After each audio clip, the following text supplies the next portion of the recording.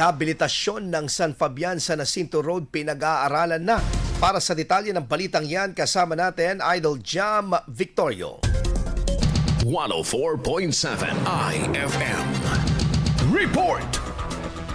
Pinag-aaralan na ng Provincial Engineering Office ang planong rehabilitasyon ng San Jacinto to San Jacinto Road dahil sa patuloy na pagkasira ng ilang bahagi na nagdudulot ng abala sa mga motorista at residente lalo na tuwing tag-ulan. Sa sinagawa na panibagong site inspection, sinuri ang aktual na kondisyon ng kalsada para makapaghanda ng kaukulang ulat at susunod na hakbang sa proyekto. Ayon sa impormasyon ng Provincial Engineering Office, nakaprograma na ang kalsada para sa concreting bilang bahagi ng planong rehabilitasyon ng pamahalaang panlalawigan. Matagal nang isinusulong ng mga residente at mga lokal na opisyal ang rehabilitasyon ng San Fabian to San Jacinto Road dahil sa mga bahaging nasira na nagdudulot ng abala lalo na tuwing panahon ng tag-ulan.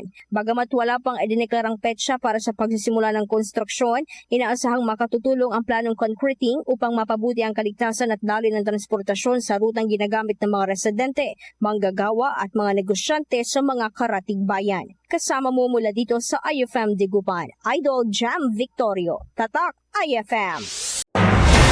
IFM News. IFM News. IFM News.